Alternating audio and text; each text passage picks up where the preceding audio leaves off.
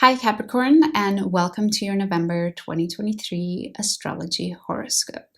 2024 is almost around the corner. I know, it's hard to believe. If you want a little bit more extra support for what 2024 has in store for you, you want some tips and tricks on how you can approach it, then I want to let you know that my books are open. I have 10 spots available for those that want to book a one-on-one personal reading with me. We'll sit down for a whole hour, pull up your chart, and have a chat about what you can expect. The booking link is down in the description box. We start off the month on November 2nd with Jupiter in your 5th house opposing the Sun in your 11th house. You have been keeping things in your daily routine and your daily habits and your daily pleasures and hobbies a little bit safe lately. Things have been going well. You were maybe deriving a lot of security and comfort and pleasure from that area. And with this opposition with the Sun and Jupiter, you're being asked to take a look if those tendencies and those habits are keeping you back from achieving your best and highest self for the future you that you want to become. In order for you to evolve into the best version of yourself into the future, you might need to be okay with change. You might need to be okay with letting things go and changing along the way. And this day is going to really ask of you to find the balance between the two. On November 3rd, Neptune in your 3rd house is opposing Venus in your 9th house. There may have been a huge value obsession and focus that you have been putting lately into expanding your education, into learning, into traveling. And this day, on November 3rd, is going to ask you to find your balance again between gathering information and staying curious, and at the same time trying to sort of compile a specific belief system or a specific way of being that you want to subscribe yourself to. It's important that you keep yourself curious and open-minded and not stick to gathering the same type of information from one source. On November 4th, Saturn goes direct in your 3rd house.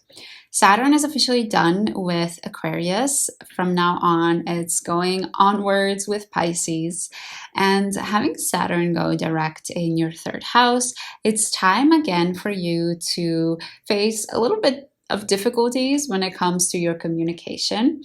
Saturn makes it seem like there's a huge wall in front of us. We're faced with realities. We're faced with all of our limitations. And it can make it seem like there's no way for us to keep going forward. With Saturn, we have to keep in mind that we just usually have to walk around the wall and we can still get to our desired destination. So try not to get discouraged.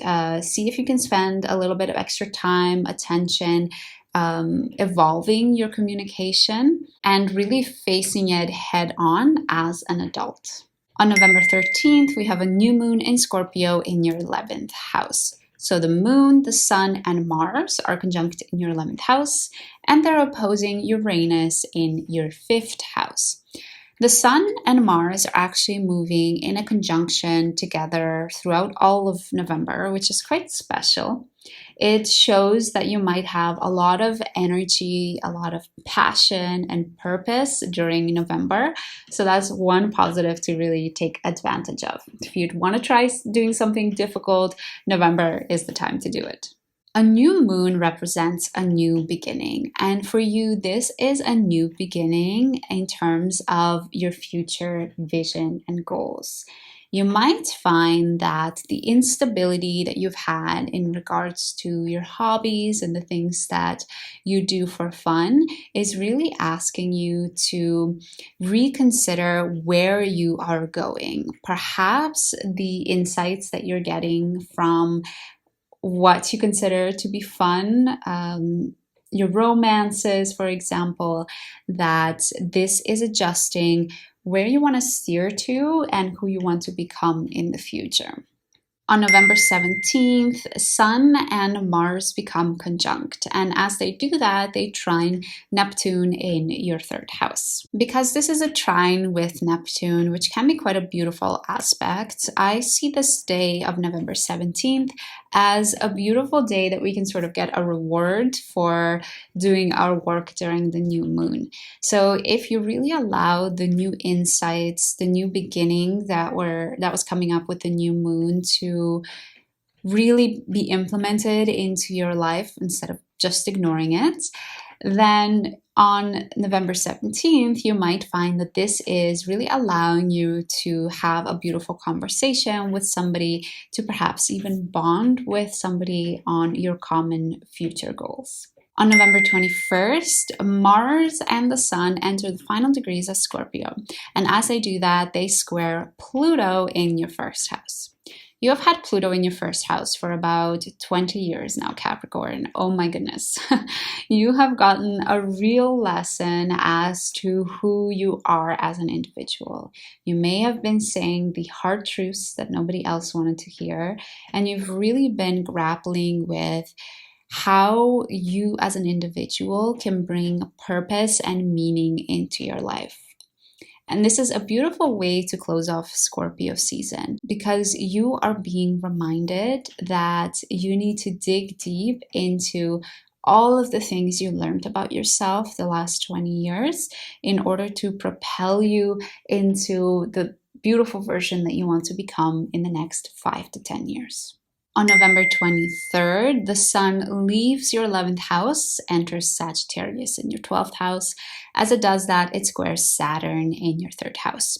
Just a day later, on the 24th, Mars also leaves Scorpio and starts to square Saturn in your 3rd house. We see a beautiful shift for you here for the second half of the month of first, you were focused on where am I going? What do I want to achieve in the future? To starting to realize that before you get there, you might need to go internal and take a look at if you believe you can even get there.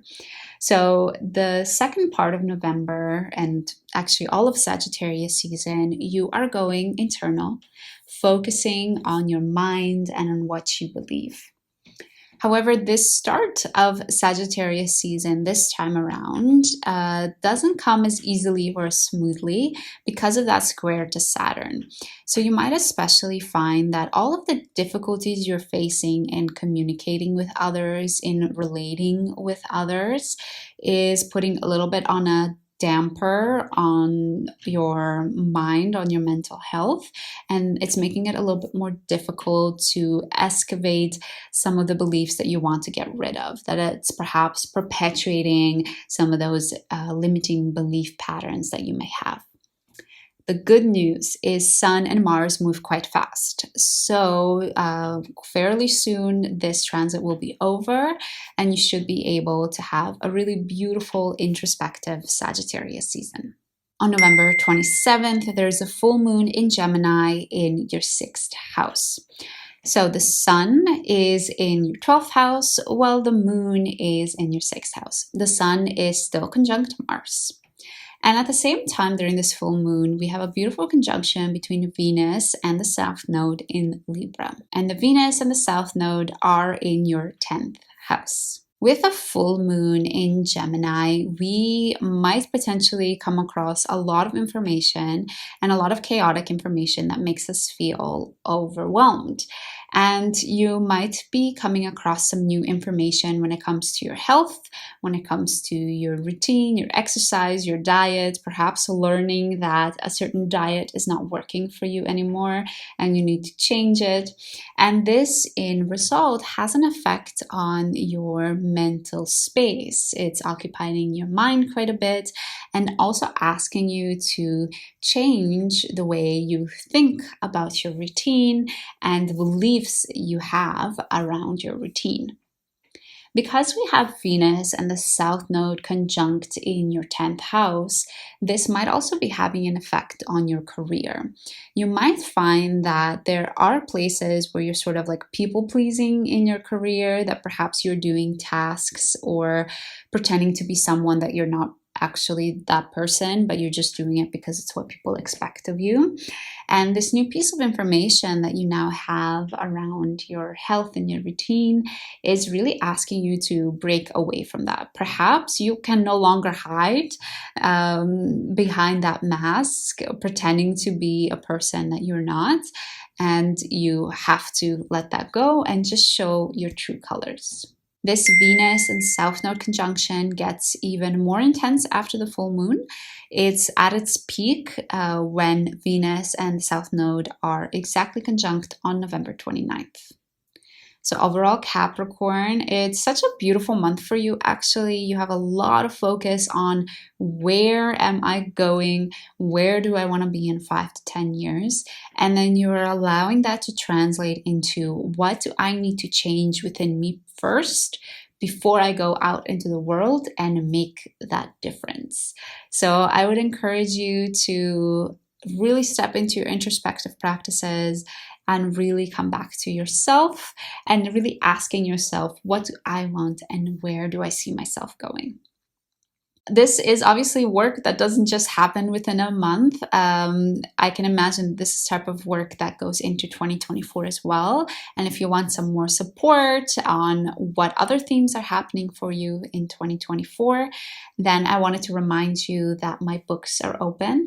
I have 10 spots open for personalized readings. We're going to sit down and talk about what 2024 has in store for you. We're going to do that for an hour, so it's quite intense and you're going to get lots of information. You can find the booking link down below in the description box. Thank you for joining me. Don't forget to subscribe if you want to catch the December forecast, and I hope to see you again soon.